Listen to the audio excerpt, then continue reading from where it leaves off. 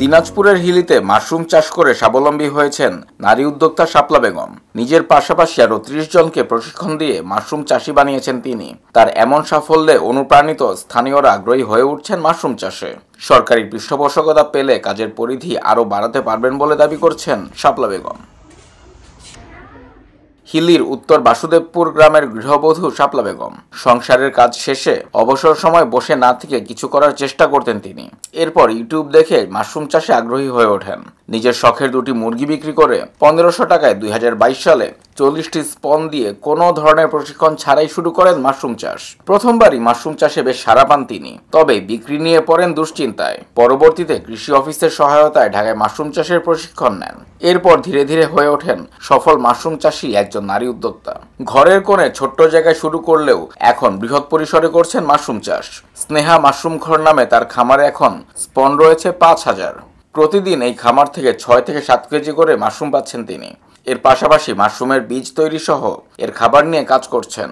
সরকারিভাবে মাশরুমের মার্কেটের ব্যবহার থাকলে চাষিরা যেমন আরও উপকৃত হবেন, তেমনি এর চাষও বাড়বে। এদিকে তার এই মাশরুম চাষ দেখতে অনেকেই তার বাড়িতে আসছেন। প্রশিক্ষণ নিয়ে নিজ নিজ উদ্যোগে মাশরুম চাষ করে স্বাবলম্বী হচ্ছেন। এখনো দিনাজপুরের মধ্যে আমি নিজে বীজ তৈরি করি, নিজে মাশরুমের যে বেড তৈরি করি।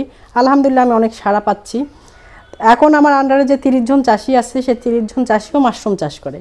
এখন এখানে একটা সমস্যা, সেই সমস্যাটা, আমি তো একজন নারী, কিন্তু আমি সোশ্যাল মিডিয়াতে আমি কিভাবে মাশরুমটা বিক্রি করতে হয়, কিভাবে পেজ খুলতে হয়, সেভাবে আমি আমার নিজের মালটা আমি বিক্রি করতে পারি। কিন্তু আমার চাষিরা যেটা আছে তারা সে মালগুলো বিক্রি করতে পারে না।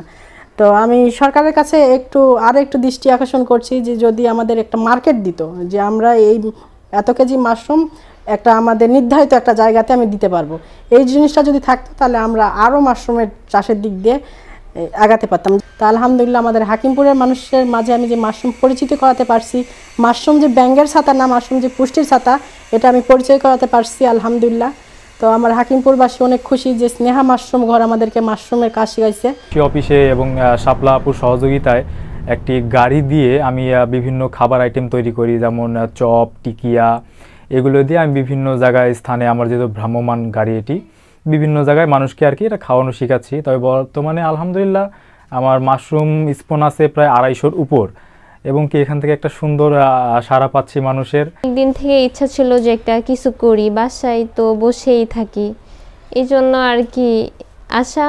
তারপর আমি আর কি প্রশিক্ষণ নিয়ে শিখছি, শেখার পর এই যে নিজে আর কি আমিও আশা করতেছি সামনের বার আমিও কিছু ইনভেস্টিং করব। কম পুঁজিতে কম জায়গায় মাশরুম চাষ করা যায় বলে এটি বেশ লাভজনক। তাই মাশরুমের চাষাবাদ বাড়াতে কৃষি অফিসের পক্ষ থেকে সব ধরনের সহযোগিতা করা হচ্ছে।